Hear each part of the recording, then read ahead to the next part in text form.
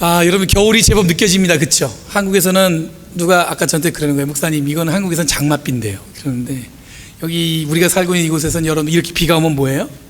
겨울이 온 거죠. 겨울이. 그러니까 뭐 천둥도 치고, 아까 우리 집사님이 굉장히 낭만적인 얘기했는데 차 안에서 딱 앉아 있는데 비가 너무 많이 오니까 너무 낭만적이라는 거예요. 너무 멋있고 비를 보면서 여기서 느끼는 게 그런가 봐요. 그런데 옆에 남편이 없어서 아쉬웠다고.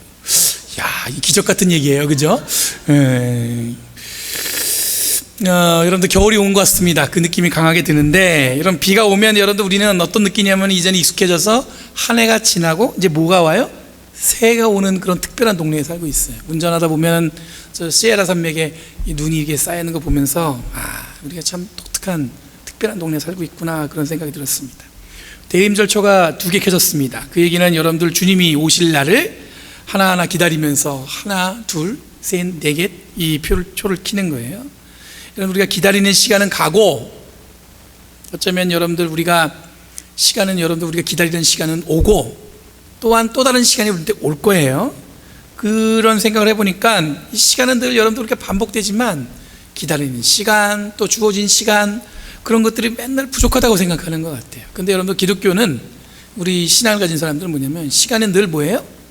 늘 다가오고 또 새롭게 또 우리에게 오기도 하고 가기도 하고 그렇습니다. 그래서 여러분들 시간이 가면 그 시간이 오고 또 그 시간이 끝나는 것을 의미하는 것이 아니라 뭔가 다시 시작하는 시간들이 우리에게 주어진다는 얘기예요. 그러니까 여러분들, 저는 날마다 어떤 느낌이냐면 새로운 거예요. 지나간 것을 붙들고 사는 게 아니라 우리는 어떤 사람을 살아요? 새로운 시간을 기대하면서 사는 거겠죠. 여러분, 이 시간을 넘어서 바울이 오늘 우리와 우리 교회에 오늘 말씀을 전하고 있습니다. 이게 오늘 읽은 로마서가 한 기원 후 50년에서 55년, 길게는 60년까지 잡고 있는데, 그 당시에 바울이 쓴 글인데 여러분들 지금 오늘 우리가 읽었어요.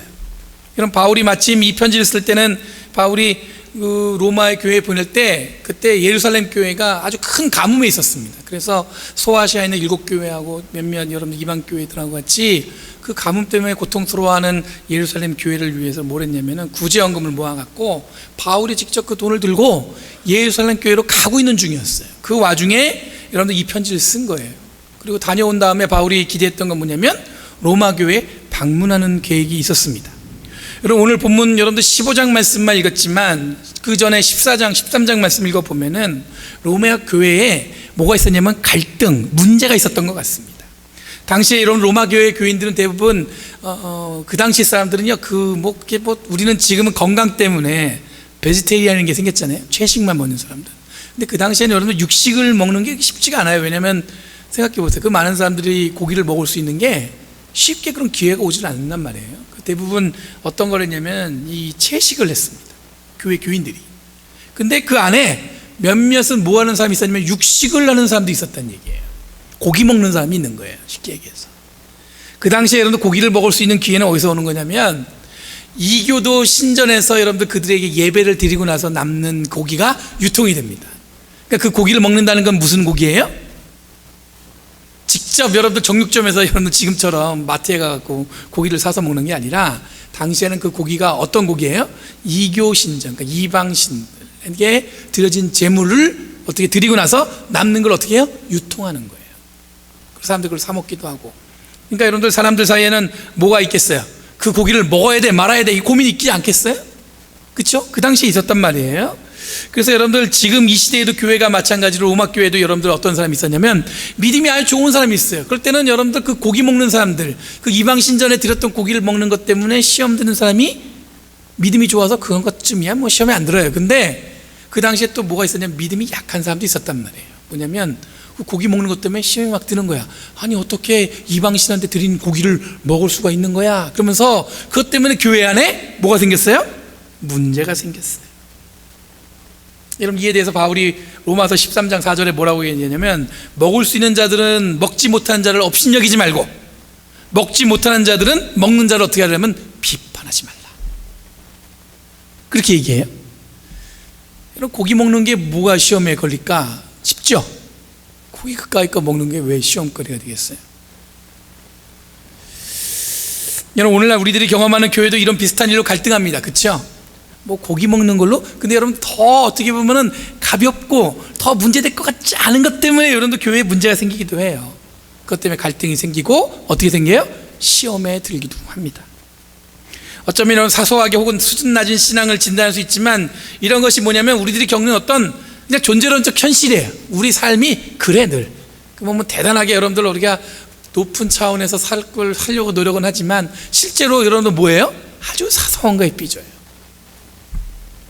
여러분들 우리 아들이 이렇게 먹을 거 엄마한테만 주면요 아빠는 삐져요. 그런 경험 있으세요?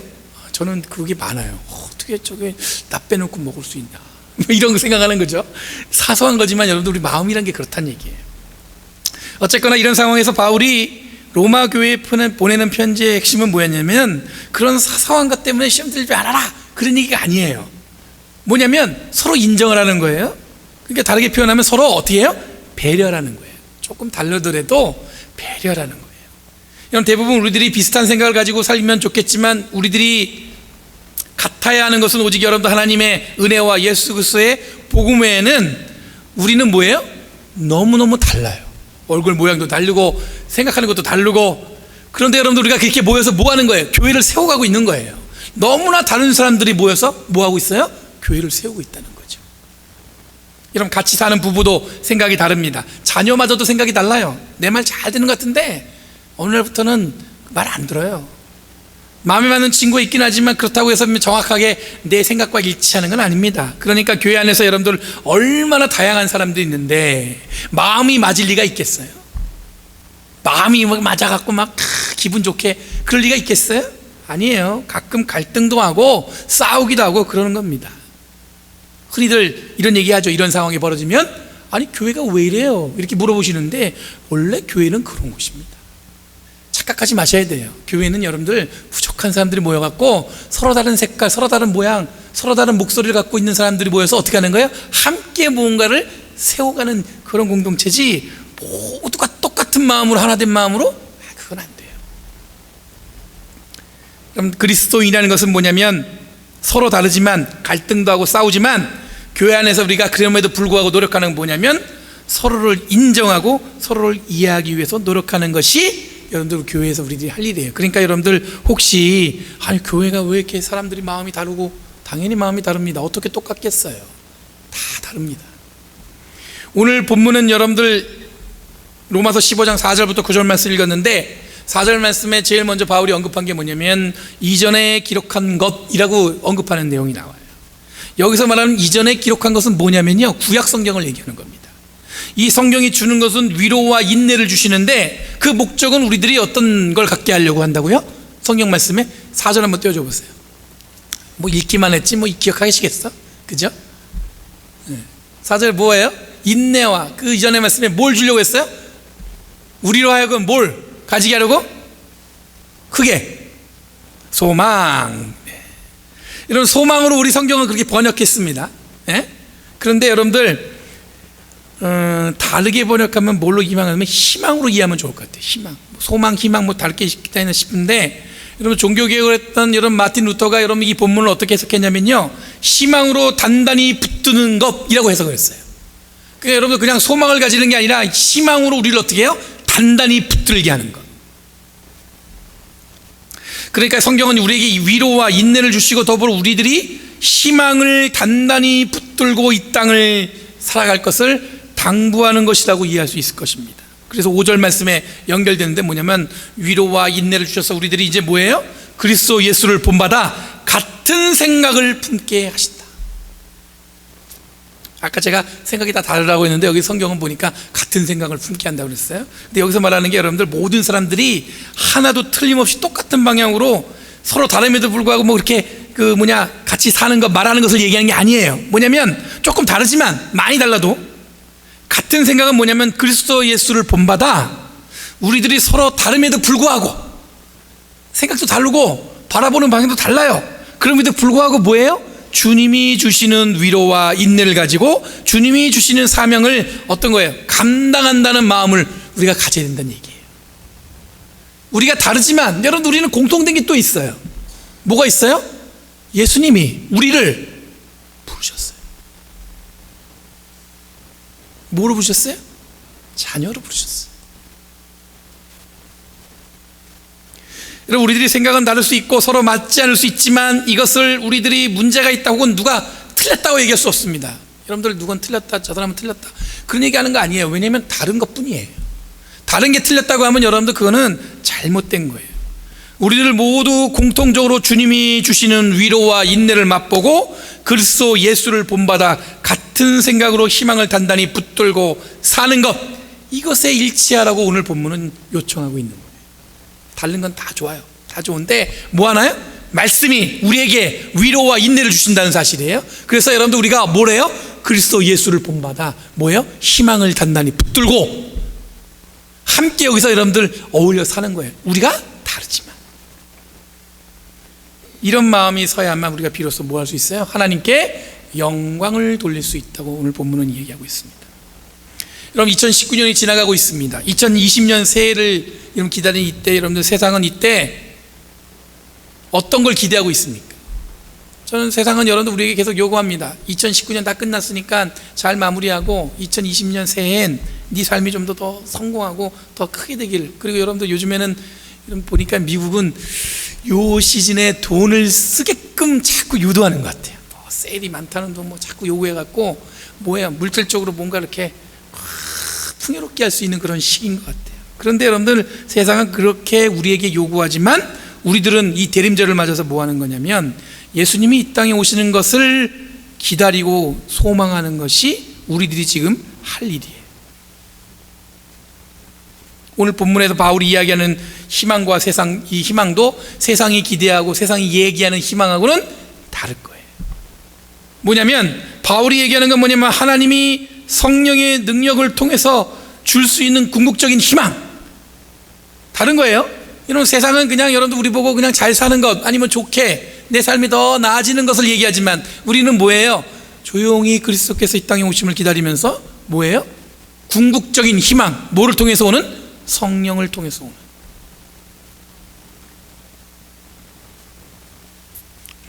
성령의 능력을 통해서 주어지는 희망이 그러면 구체적으로 무엇이겠습니까? 아니, 제가 다르게 질문해 볼게요. 지금 내가 희망이라고 말하는 것이 지금 뭐예요? 여러분들이 지금 갖고 있는 나는 이런 희망이 있어요 할 때 그 희망은 뭐예요? 어디에 가까우세요? 지난주에 저희 아들이 2박 3일 동안 학교에서 캠프를 다녀왔어요. 아마 처음인 것 같아. 아들이 조금 집을 떠나서 밖에서 자니까 이런저런 걱정이 생겼습니다. 혹시 밤에 자다가 엄마 보고 싶고 울까 봐. 너 잘할 수 있어? 그랬더니 잘할 수 있대. 그리고 갔어요.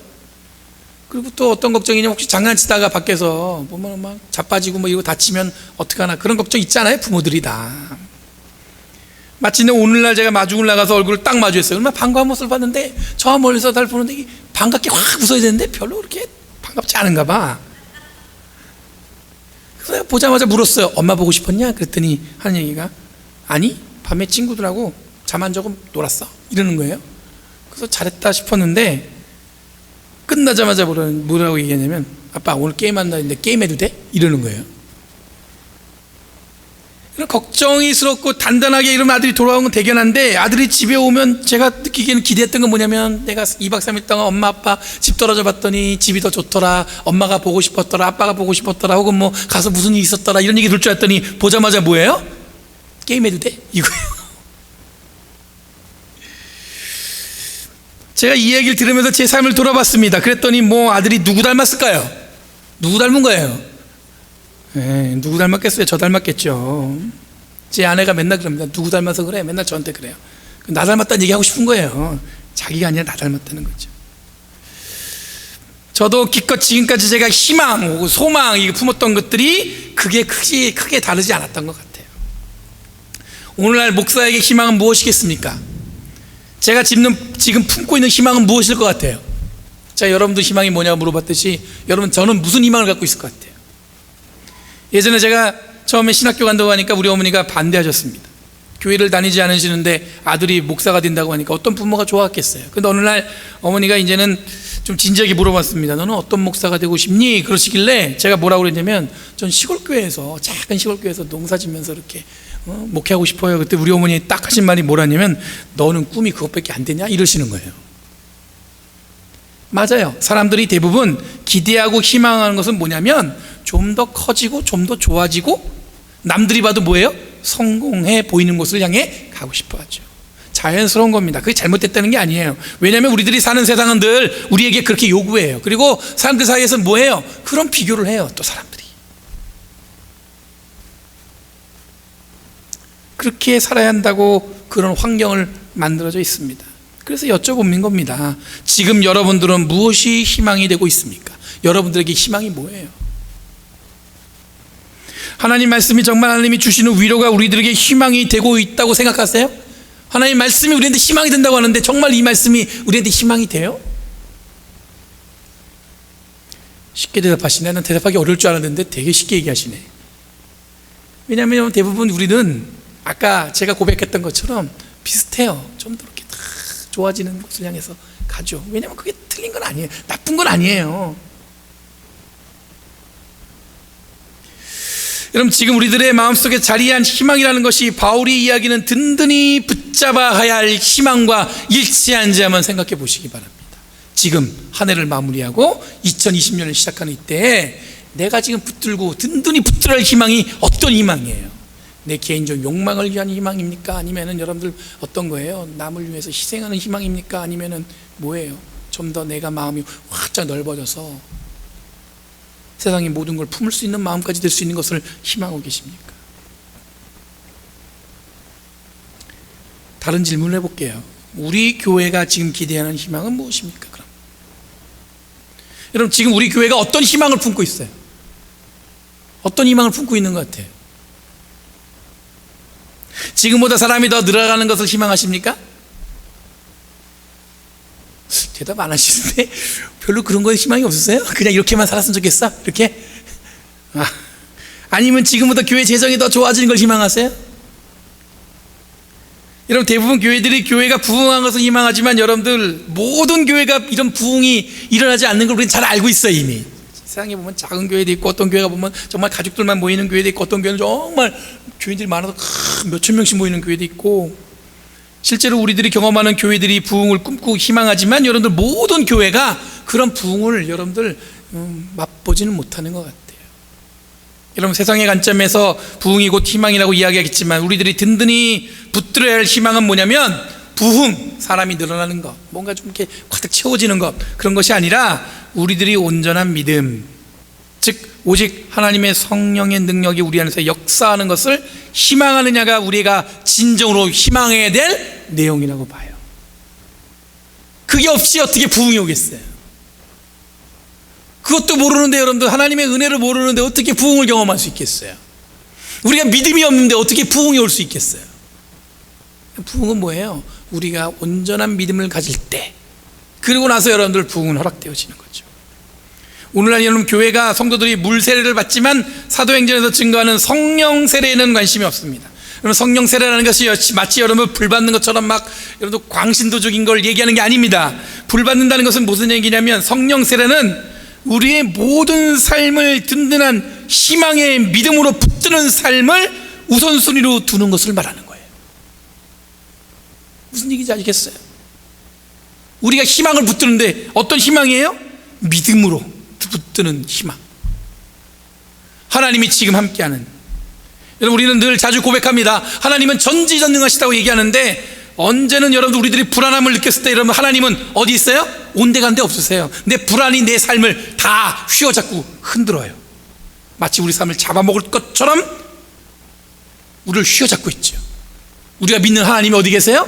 어디 있는지 모르겠어요. 여러분, 개인적인 삶만 그렇습니까? 교회도 불안하면 이 부정적인 에너지가 이런 사로잡혀요. 공동체가 가면은 부정적이야 늘. 여러분, 성령 세례에 관심이 없으면 결국 우리들의 삶은 온전치 않은 에너지에 우리 삶을 이렇게 빼앗기고 마는 거예요. 사로잡히고 마는 거예요. 오늘 본문에서 바울이 소망을 품는다는 것은 곧 희망을 든든히 붙들라는 것은 여러분들 이때 바울의 모든 조건이 완벽하진 않았습니다. 모든 것이 여러분들 어떻게 보면 부족한 가운데서 여러분들 이 바울은 이런 고백을 하고 있는 거예요. 전혀 상황은 어찌할 수 없는 막막함이 있음에도 불구하고 온전한 믿음에 힘입어 성령의 능력이 우리 안에 가득할 수 있다는 확신을 갖는 것을 여러분들 뭐예요? 그게 바로 우리가 붙들어야 될 희망의 믿음이에요. 엉뚱한 것에 뺏기지 마시고 하나님이 우리에게 지금 함께 하시는 그 믿음, 그리고 우리가 어려울 때, 우리가 불안함을 느낄 때 누가 우선순위가 돼야 돼요? 하나님 믿는다고 하셨잖아요. 그럼 누가 우선순위가 돼야 돼요? 주님이 우리의 우선순위가 돼야지. 여러분, 2019년 이제 2주 남았어요. 갑자기 가슴이 철렁 내려앉죠. 저는 그래요. 주보기 만들 때마다 이제 2주 남았네. 이 2주가 지나면 2020년 새해가 될 텐데, 이 시간에 우리들은 특별한 시간을 보냈으면 합니다. 뭐냐면 하나님이 주시는 특별한 희망을 든든히 붙잡고 다른 거 생각하지 마시고, 여러분들 뭐 다른 거 뭐 복잡하게 생각해봐야 여러분들 그런 것들은, 제가 지난번에 말씀드렸잖아요. 자기가 저기 101살까지 사셨던 어떤 목사님이 사람이 인터뷰하니까 아니 어떻게 오래 사셨냐고 그랬더니 자기가 30년 전에 은퇴했는데, 재밌죠? 70에 그때까지 어떻게 살았냐면 늘 걱정하고 불안해하고 막 그랬을 때요. 근데 살아보니까 그게 실제로 일어난 적은 별로 없더래요. 그 불안한 대로. 그래서 자기가 그냥 불안을 걷어쳐야겠다. 그 다음부터 마음이 편해지면서 뭐 어떻게 됐어요? 장수하셨다는 얘기한 거예요. 제가 그 얘기를 왜 드리냐면, 우리가 여러분들 늘 여러분 걱정하고 준비하고 이런 거 하고 이런 불안한 건 다른 문제예요. 그러니까 여러분들 지금 우리들이 믿음을 세워서 우리의 삶에 여러분들 하나님의 주인공이 2주 동안 한번 노력해 보세요. 내 삶에 있는 모든 근심들 확 내려놓고 그걸 뚝 던져야 여러분들 뭐예요? 그래야 여러분들 믿음도 세워지고 여러분들 든든함도 세워지는 거지. 그걸 붙들고 있는 순간에 여러분들 어떻게 돼요? 우리 삶이 헛된 것들로 여러분들 사로잡혀 버린다는 거죠. 여러분, 주님이 주시는 평안과 기쁨만을 세워나가기를 원하는 저와 여러분들에게 간절히 바랍니다. 주님은 여러분들 오늘도 함께 하시고 지금 이 순간도 함께 하시는 줄 믿습니다. 그것을 믿는 것이 우리들이 신앙생활하는 모양이에요. 우리 그리스도인이 뭐 하는 사람이에요? 뭐 하는 사람이냐면, 그런 믿음을 갖고 우리의 상황, 우리의 어떤 현실, 그것 때문에 우리의 삶에 여러분들 여러 가지로 불안하지 않고, 이런 뭐예요? 우리의 든든한 믿음을 세워서 하나님의 뜻을 우리 안에 실현하는 거예요. 얼마나 멋있는 거예요. 얼마나 기대되는 거예요. 하나님이 여러분 우리와 함께 하심으로 그 모든 것을 이루어갈 줄 믿습니다. 우리가 비록 서로 다르지만 하나님의 뜻과 하나님의 은혜, 사랑이 우리 안에서 가득 채워져서 큰 열매로 우리에게 보여줄 줄 믿습니다. 그 일을 함께 동행하며 가길 바랍니다. 기도하겠습니다. 거룩하신 주님, 감사합니다. 오늘도 변함없이 주님이 주시는 은혜와 사랑 가운데 있게 계심을 감사드립니다. 이 말씀이 우리에게 정말 생명이 되어서 하나님의 뜻을 쫓아갈 수 있는 은혜를 허락하여 주시옵소서. 부족한 우리들이지만 주님이 그 부족함을 채워주시고, 그 채워주심 속에서 우리의 삶은 더욱더 하나님께로 한 걸음 한 걸음 가까이 가는 은혜가 우리에게 주심있사오니, 주님의 은혜와 사랑이 우리 안에 넘쳐나게 하여 주시옵소서. 하나님, 다시 한번 이 공동체를 주님께 맡기오니 하나님, 우리를 사로잡는 것이 오직 주님의 은혜와 성령의 역사임을 고백하게 하여 주셔서 우리들이 그 기대와 소망을 품고 묵묵히 걸어갈 때 주님이 주시는 축복과 은혜를 고백하는 저희들 되게 하여 주셔서 감사드리며 예수님의 이름으로 기도하옵나이다.